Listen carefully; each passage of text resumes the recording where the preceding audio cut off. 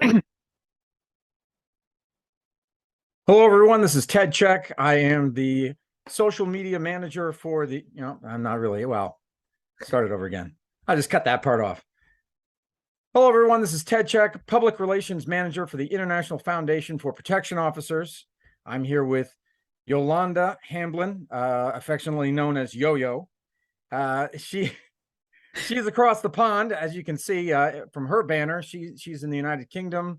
And you're an advisory member of the IFPO UK. And also, the reason that we're here today is we want to talk about a new project that you're involved in that is, totally independent of what we have going on over here. But I mean, that's the nature of the IFPO. We stretch all over the world, and a lot of things are done independently, but it's all done for the benefit of our members and those who earn certificates and everyone else that's in the security industry. So, Yolanda, it's the project I'm referring to is the IFPO. Well, it's IFPOD, I guess you could say. It's a podcast, and specifically, it's the Security Circle podcast. I think is the official name of it. Is that right? Yeah. Listen, thanks, Ted. It's super cool to be with you today.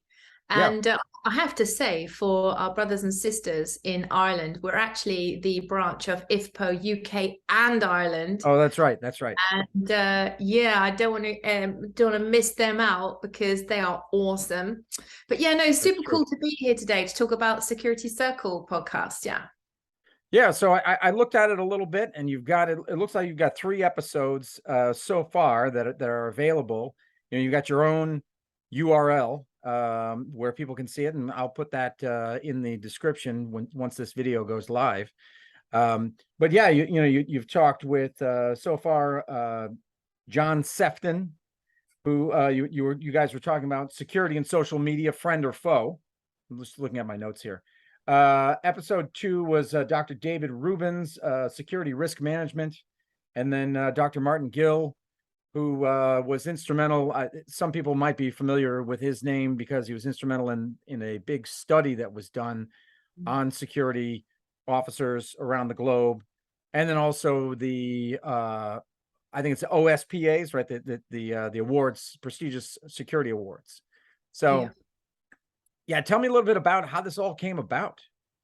Well, I found myself at the end of last year in between jobs, and without any hurry to sort of panic about what my next move was going to be, I needed to sort of take a break, just take a stock of things, think about my next direction. And while I was off work, I was approached by a colleague of ours who was on the IFPO advisory board, Ash. And he basically said, why don't we do a podcast? And this is something that we were very finely tuned to receiving that kind of suggestion, because we were looking at ways to stand out in the industry, promote the IFPO brand and name as we really start to become known in the UK and Ireland. And it fit really well, because Mike Hurst, who, as you know, is our chairman on the IFPO UK and Ireland advisory board, has always been really supportive about any initiatives that we have that tick all the boxes, focus on our brand, reach our membership, meaningful content, tick, tick, tick. And so we started to put our heads together about what it would be called. And you can imagine we had a plethora of names. We did loads of Googling.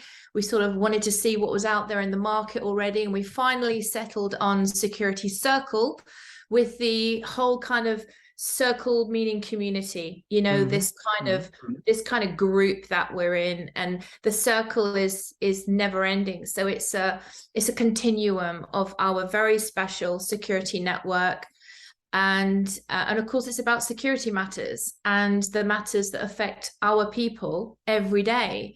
Getting Martin Gill was a huge scoop, because he's very busy with the OSPAs right now. They're just about to land in the UK. And there's always a huge furore on LinkedIn with all of the nominees and the award winners. I have to get myself nominated at some point, I think. Listening to Martin, and I mean, you had him on the podcast, so that ought to count for something.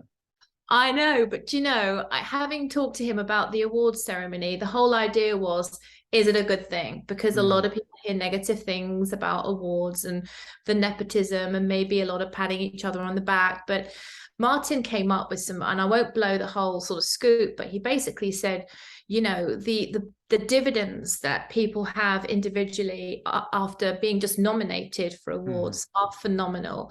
And so it really is a good way to get noticed. And I'm hoping that people who listen to that can take that on board and think, okay, especially women in security are not very good at pushing themselves out there publicly and promoting their strengths. And so a huge drive to try and get more women to definitely take part. And I sit on a judging panel for another awards ceremony, and there's very few women applicants. So I just say personally, women, you're doing a great job. We know you are. There's so few of you. Put yourself forward, get yourself nominated. Great. So yeah, you were between jobs and you were approached by a colleague. Hey, what do you think about starting up this If Pod? And you went to Mike. Mike gave you the green light. What did you do from there? So we kind of sat down and thought, okay, who have we got in our network that is going to have an exciting story, be very engaged with their network? Because I think that's key. When they're engaged with their network, especially on LinkedIn, there's a lot of people interested in that individual. And so this is what led us to David Rubens. He's got a book that's just launched. So we wanted to cover, who doesn't want to cover a book launch, right? Right, and sure. It's exciting. For those people that literally are on tenterhooks with everything Dr. David Rubens says, it's a case of, I say, in the podcast, if you want a little version, a pocket notebook version of David Rubens, buy that book and take it around with you, because it's literally him. And everything he says is makes a lot of sense. And John Sefton was the first one. Now, John Sefton's a good friend of both myself and Ash. And so really we were testing the water with John Sefton. He has a Sunday morning debate every Sunday morning, would you believe, on LinkedIn. And he poses a question and he invites debate on that subject matter. And just to give you an idea that this morning's subject matter was the air balloon above America. So yes. He was asking the question then, does it sound suspicious to you? And of course, we're all going, yes, of course. Yeah. Yes, it does. Yes. And I personally think that balloon was escaping communism and seeking asylum in a far better country. And what did we do? We shot it down. I mean, come on. Why didn't we just take it in? It was defecting, so why didn't we just take it in? I'm sure there's some people under there that knew exactly where that debris is going to fall and are scooping it up right now. But so John was a good touch for us. He was kind of the sweet spot, really. We knew that if we made mistakes, it wouldn't affect our professionalism because he's a pal. And at the end of the interview, I know that Ash and we were just kind of buzzing. We were bouncing off the wall going, oh my God, that was so much fun. We need to do more. And so even though I started with Martin Gill and then David and then John, we really did do the John Sefton interview first. And it was then that we realized, hey, we just got to keep doing this. So you plan on, how often do you plan on releasing them? Because I think you and I talked yesterday. It sounded like you had more that were in the can, and then you just you're going to release them once a week or something like that. Yeah, I think it's really important to be consistent, because I think that consistency of one coming out on a regular basis, it means that you can keep your market engaged with you. I have certainly, while I have time off, because I'm interviewing as well, and I'm also supporting my other pro bono projects, because I sit on an ASIS board as well. But in the meantime, there's such a lot of free time right now to get to as many people as possible. And I'm just so thrilled, for example, to say that one of the most exciting interviews I did was with Chuck Andrews. Right. I said that, yeehaw, Chuck Andrews. Because as you would imagine, he turned up with his cowboy hat, and to trick you, I turned up with a cowboy hat too.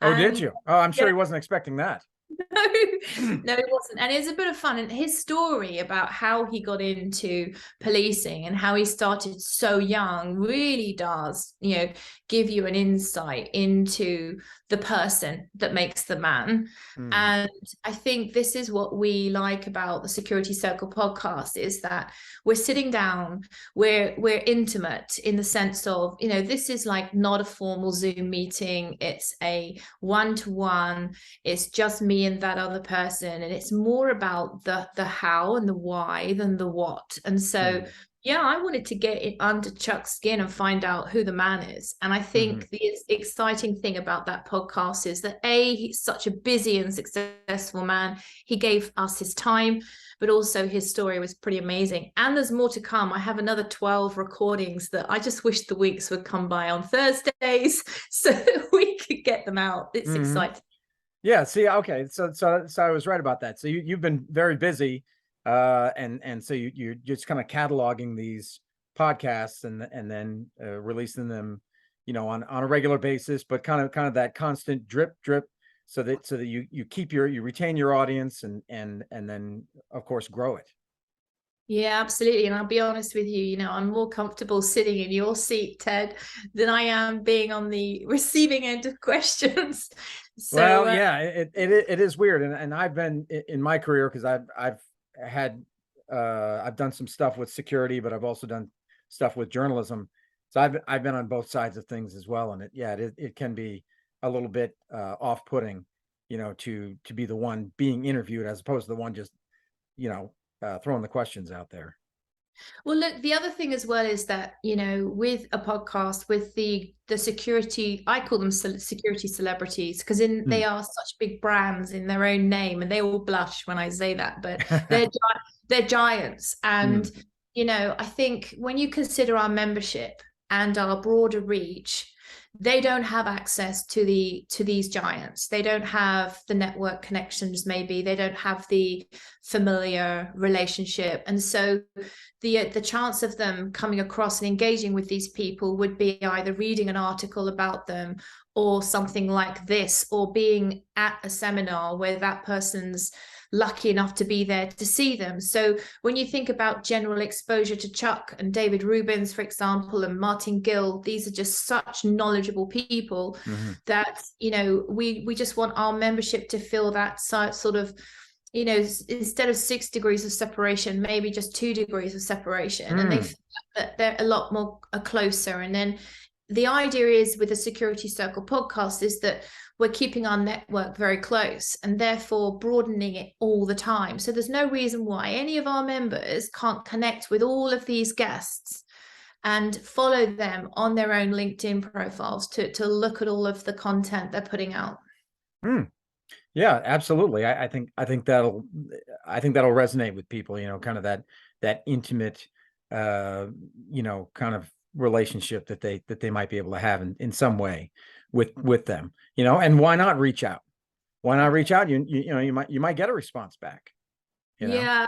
And it's just like, I always say beforehand, pretend we're in the pub, we just don't have a drink in front of us. And you can imagine some people go, well, I do.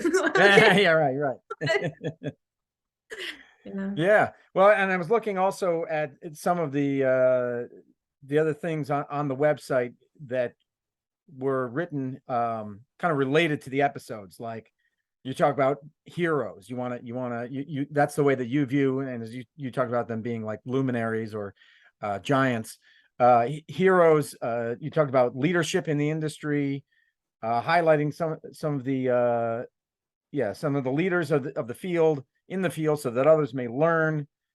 And you also mentioned mental health and well-being and career development. Can you kind of maybe touch on a few of those subjects, why those are important to you? Yeah, so earlier on, when I mentioned about the reach and the network of these giants, and I looked at their engagement and what their subject matter expertise is, I think the key thing is, where do they fall into in the big theme of security life? And so mental health and well-being with the IFPO Security Lives Matter, Security Minds Matter, that's a really important hashtag of ours. And we know through COVID and before COVID that our frontline operatives have been really troubled by mental health, and it was exacerbated by COVID, and we suffered a lot of losses, particularly here in the UK, with our frontline security professionals becoming the most harmed by COVID and dying. In fact, somebody whom I hired and whom I knew passed away through COVID.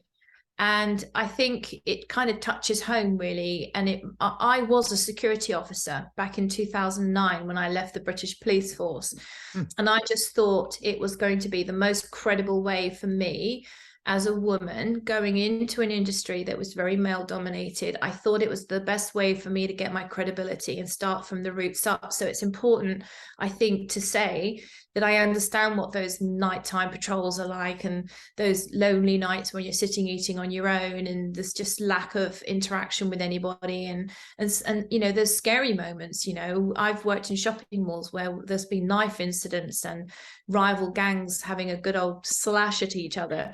And I just think, oh man, don't get me wrong, at that time we were paid about £7.3 an hour, and my colleague was going to run to that incident, and I said, you never run to a knife incident, you don't get paid enough. We don't have guns, and you certainly aren't paid enough to go and put yourself right in the middle of harm's way, but you're there to observe and support where possible, and to intervene where it's safe to do so, but also wait for the police to turn up, and they're the ones that can act proportionately. But I think the security officer role in the UK is a lot different, but covering mental health and well-being, covering off personal development, the importance of continuing personal development as well, CPDs.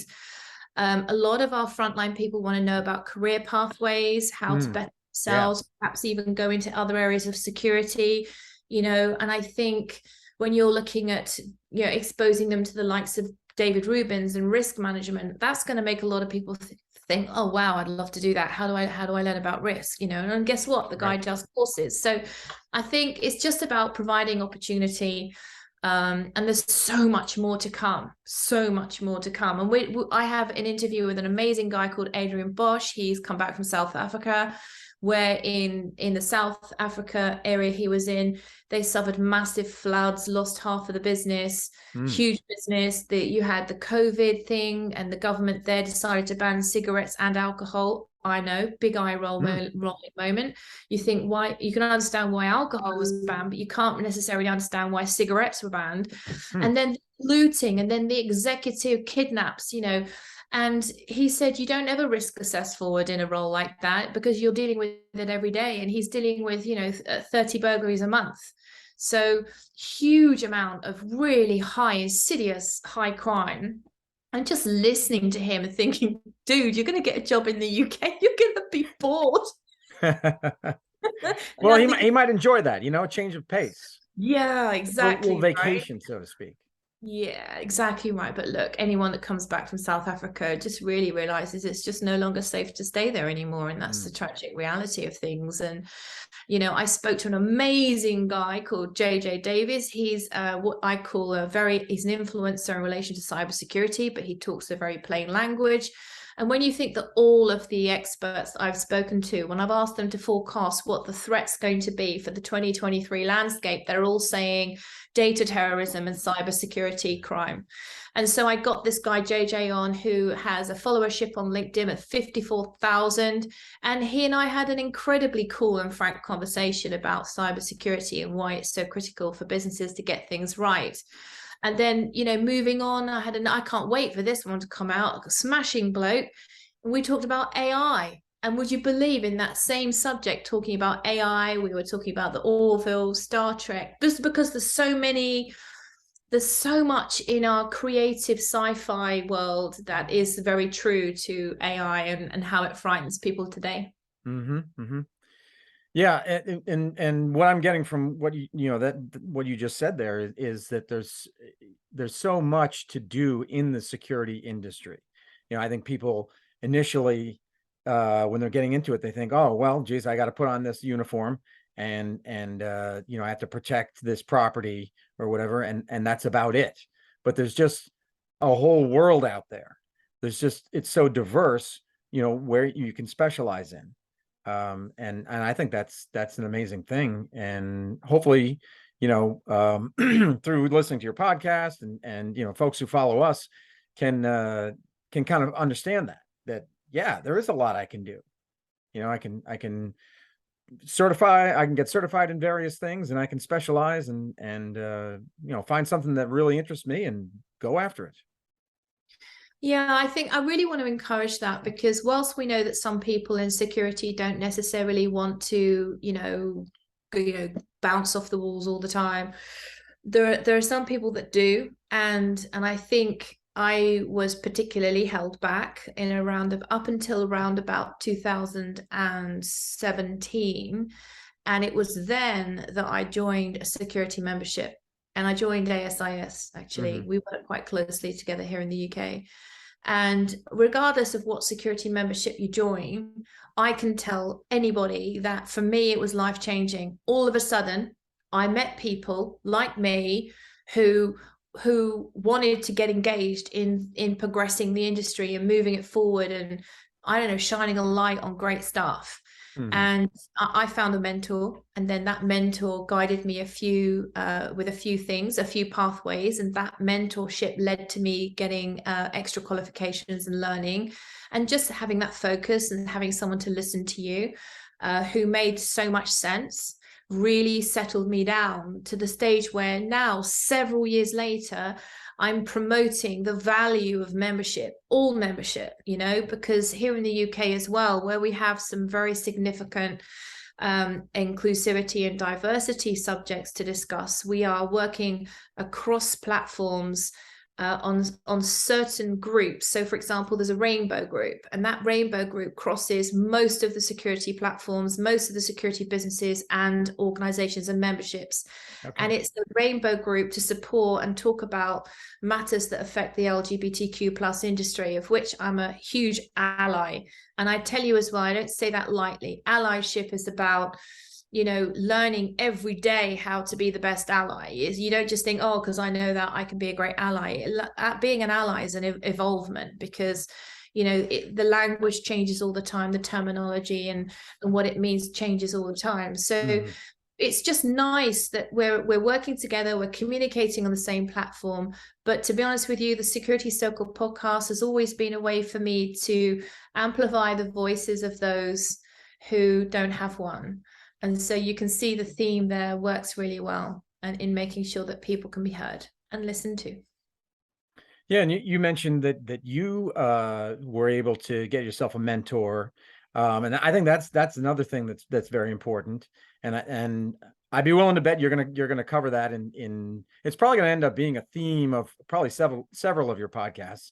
But do you, now that you're in the position that you're in, have you had an opportunity to mentor anyone else? Yeah, so I've been having relationships to mentor other mainly I specialize with young women professionals. And so I would say any young woman professional who wants to really make a mark in the security industry, I'm very open to mentoring.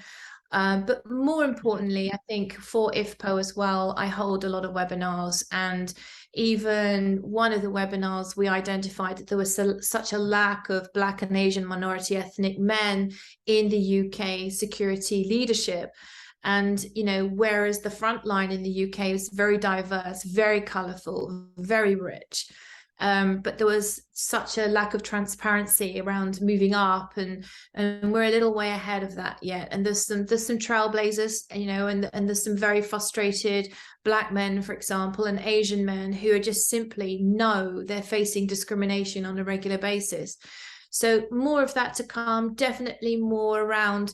Oh, we're gonna touch on because I've spoken to two amazing headhunters, recruiters, Mm.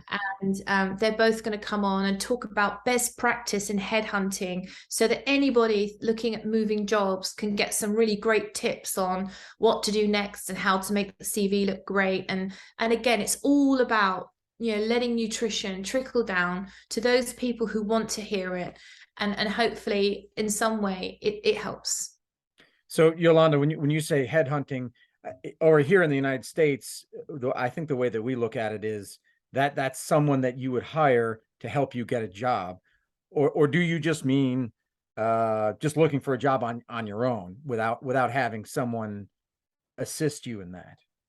I mean, both of these headhunters, I've worked with them myself, and I can highly recommend them, which is why they're coming on the show. And Mm. I think also they're going to recommend that having a headhunter working for them is going to be a better career path. But also, you know, there are so many people out there who, and I've seen this from a hiring manager's position, where there's so many poor quality CVs. You And you're know, talking about resumes, because yeah. again, here's another little difference. And I have to say that when I hear somebody with you know, a UK accent, I automatically believe whatever they say. It's so much more, you know, authoritative, and it's just believable. Anytime you hear anybody with a British accent, I just have to say that up front. Listen, but also we're incredibly childish when any American mentions the name fanny pack because we find that hilarious. And I see why you would, yeah. And you know, sometimes you can turn those around so that they're not, you know, on the fanny. You can turn it around. So then what is it? A gut pack? Well, Um, the thing is, we don't call the butt the fanny. The fanny is what we call the front area, you see. So oh, that's why, yeah, that's why it's so funny. And okay. I had a very endearing relationship with an American man a long time ago, and he told me he was getting ready to go out that night and he was putting on his suspenders. Well, I nearly fell on the floor because here in the UK, suspenders are the holdups for ladies' stockings. Oh, okay. Yeah, over here it'd be a garters. Yeah, I think. Like braces. But anyway, back to the CV. Okay, so curriculum vitae. For us here, that would be a document that could be 10 pages, 20 pages. That's like everything you've ever done. Whereas generally speaking, a resume, maybe you go to 2 pages tops. So maybe is there a difference there? When you say I CV, you're talking about like a resume. Yeah, same thing. But I have to say, I like your analogy better. I think when you move so long in your career and you kind of give your age away, you're thinking, my gosh, I can't put everything down in that I've done in 5 years, let alone everything I've done in 14 years. And so, Mm-hmm. yeah, I feel like you do need a longer CV here, but we're very much encouraged to keep it very short, very detailed, but brief, Right. but only a maximum of 2 pages. And so putting 15 years work on 2 pages, I think is the task itself, which is Right. why there are so many professional people out there offering to do that service. Mm. To give the candidate, you know, and look, is it worth it? If you, let's just say, pulling a figure out of the air, let's say it was 500 quid, yeah, to get your CV done, your LinkedIn profile, and everything looking super snazzy. And that lands you the job of your dreams with a pay rise and great future prospects. That's probably the best £500 you've invested in yourself. And I think that's Yeah. pretty much What's the exchange rate on that? do you know, I think it's very poor at the moment, thanks to some recent dabbling in politics our government did. But I think our exchange rate is not so far off yours, probably about $450. Oh, okay. Okay. But Yeah. still, yeah. You know, yeah, you look at the benefits of it, and you know, if it works out, great. But yeah, the CV over here is something that if somebody asks you for it, you know, you should have it if you spent a long time in one field or maybe in several fields, you know, like I have. So mine's long, but I wouldn't, I mean, not whatever. It's not, I'm sure other people's is more extensive, but you know, but then yeah, you kind of have to say, okay, well, what's the most relevant stuff for the job that I'm searching for, the job that I'm applying to? What's the Yeah. most relevant information? Yeah. And And look, kind of narrow it down. And it's commercially beneficial for these headhunters to come onto the Security Circle podcast as well, because we know that we're reaching decision makers in the security industry. We're reaching products, security services, security officers, security man guard, and you name it. When it goes out onto LinkedIn, it goes out to a really broad reach. But Ted, the most exciting thing, which I haven't told you about, Yes. That on day one, we attracted our first sponsor. And then on Thursday of that first week, we attracted a second sponsor. So actually now it's become right from the beginning a commercial enterprise. We can raise money, we can do good things with it. And I think people are seeing the value in the platform and want to put their money there. And for us, that's great. So I recorded the adverts today and they will be going out. Well, one of them will be going out. We've got 8 podcasts sponsored now. Okay, that's fantastic. Yeah, that is excellent. Because that's what everybody wants in the podcasting industry, as far as I understand it. You want sponsors. I mean, you want to be able to keep the project going, and let's face it, it takes money. So, congratulations. That's excellent. Yeah, we've all been grinning like monkeys here, I tell you. It's been because we made sure that we were managing the analytics from day one. We didn't want to start producing podcasts and then think, oh my gosh, we don't know how many people are listening. So we started off right, we got the right advice, and yeah, we're quite happy with the way it's going. And it's nice, I have a very early first career as a DJ. I was working in nightclubs and on radio. And back in the day when I was about 17, 18 years old, I left school and I did this media diploma, which was all about radio, presenting, producing, broadcasting, media, writing, journalism, all sorts of aspects. Oh, great. That's fantastic. So I've kind of found a groove. I've got my favorite subject, security, and I have my old, skill of, not being too shy in front of a mic. Right. And producing content. Yeah. So you're kind of bringing it all together. It's coalescing very nicely. Yeah. Awesome. Well, and Yolanda, I did want to, and you touched on this, but I wanted to ask you about your background. You said you were a police officer. Yeah. So that was after the DJ stint. And yeah. You kind of, it sounded like you went back to school and.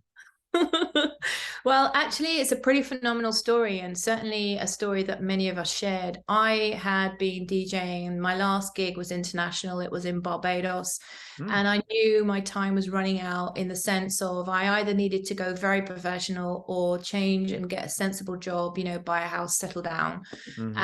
And so I came back to England, and uncannily, I just needed to have a routine operation in the hospital, nothing too serious. And when I was home recuperating, it was 9/11, and I managed to see the whole events roll out on television.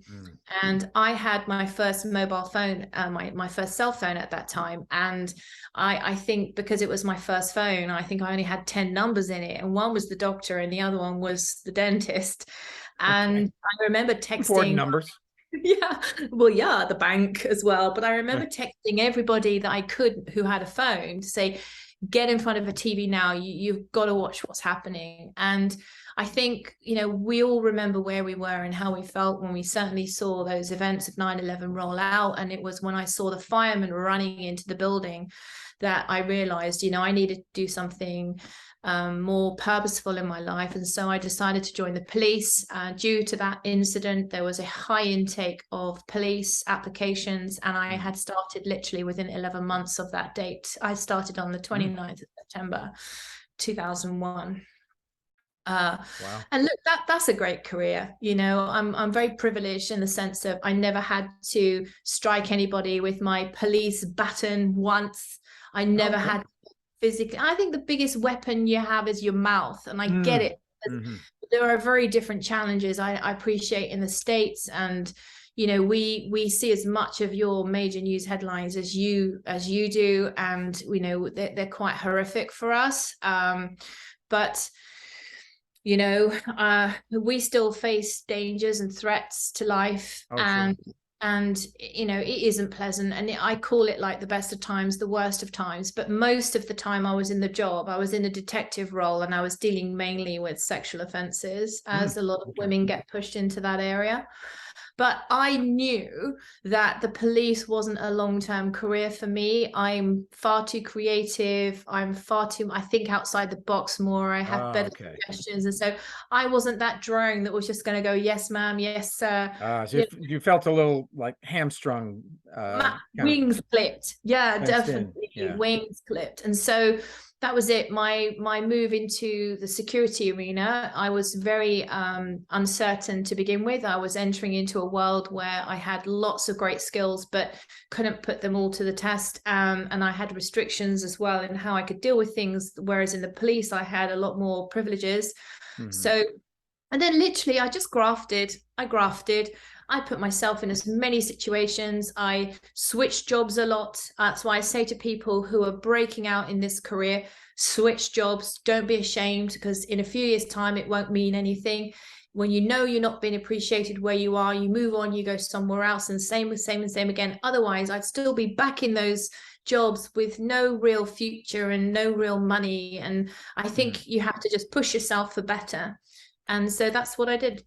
And that, that's an interesting philosophy, because like people who are older, let's just say, like my dad who's almost 80, he would tell me, like, nobody likes a fly-by-nighter, meaning, stick with a job, at least do, 5 years, 10 years, whatever, put your time in, because your next employer is going to be impressed by that.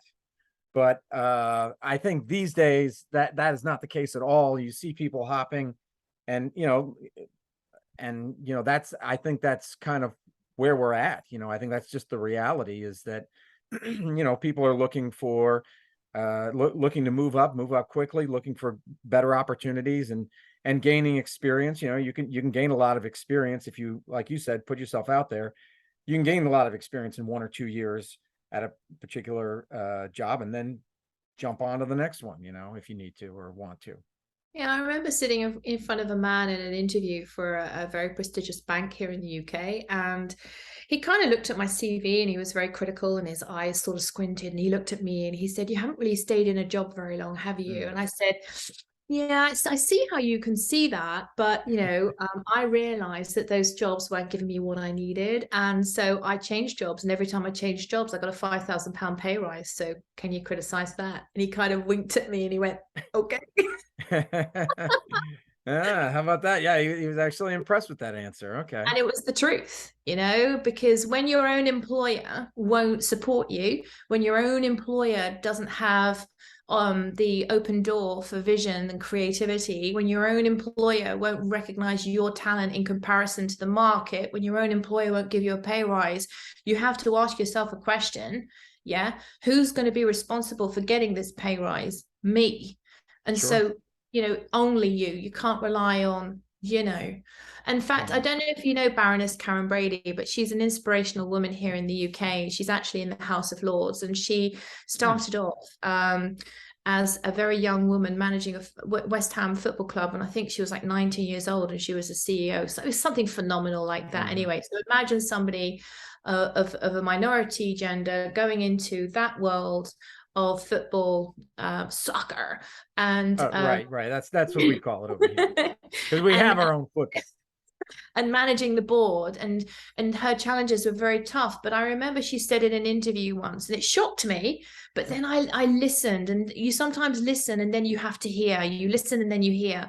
And basically, women go to her and they say, "What can I do? I'm being underappreciated where I'm working. I need a pay rise." And she turned around and she said, "Well, what have you done to go to your employer and list the justification behind why that pay rise is very deserving? Have you sat down, scoped it out, made a plan, and explained to them, rather than just sit there and think, I should receive this?" And so, yeah, I think women aren't very great at asserting themselves in that way, for sure. But I learned a lot from her. I think she was right. I think it encouraged what she was doing was empowering women to ask for what they wanted. And I would say that that's the only thing you got to do in life, especially in the security industry. If you don't know what risk assessments are, ask to learn them. Somebody will show you. If you don't know how to do X, Y, and Z, there'll be people. There's people online. There's people in membership groups. There's a huge community out there of people who just want to talk about what they do. Mm-hmm. Oh, yeah. Friends and family are so bored. Yeah. I think, and I think you're right. And I think that's why you'll probably never run out of guests for your podcast, is because on one level, people enjoy talking about themselves, and on another, that I think they want to pass that knowledge along to others who need to hear it.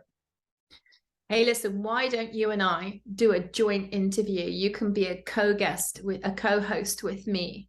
And okay. we need to find somebody super cool that we can interview stateside, and we can do a joint co-hosting. Yeah, sure. I'd be willing to do that. Absolutely.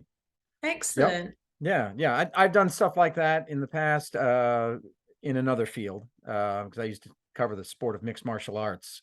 And so I would, UFC and all that kind of stuff.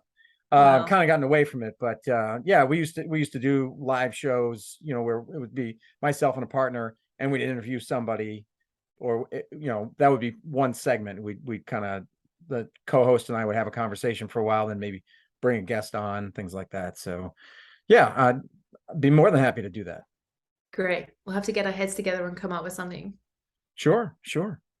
All right. Well, so the to kind of wrap things up here, Yolanda, so it's the web address is just ifpod.org, I think it is. Is that? Yeah, www.ifpod.org. Ifpod.org. Okay. And Ted, listen, we're friends now. You can call me Yo-Yo. I can call you Yo-Yo? All right.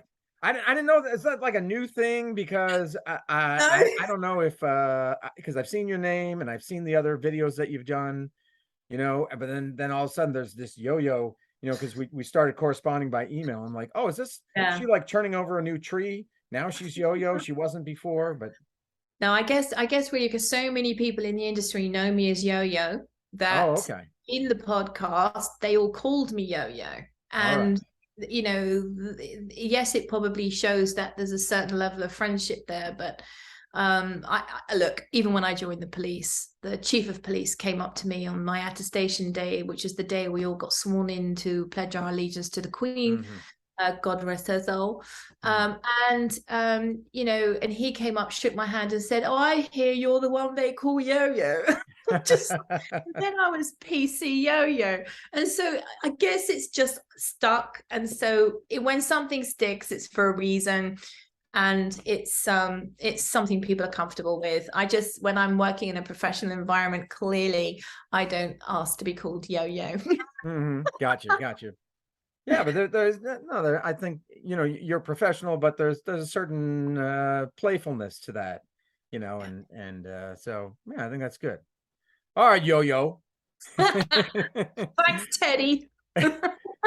Yeah, I haven't been called that in a long time. What did Obi-Wan Kenobi say? Now that's a name I haven't heard in a long time. Yeah, but yeah, probably since I was 10. It's been really enjoyable. I usually enjoy less being this side of the fence, but it's been so much fun with you, Ted. And hello, hopefully Ted. It was bearable at the very least. Connect on LinkedIn, come and listen to some podcasts and give us your feedback. Seriously, we're always open to feedback, so we're very open for you to engage with us. And have a great year 2023. Yo. Oh, absolutely. And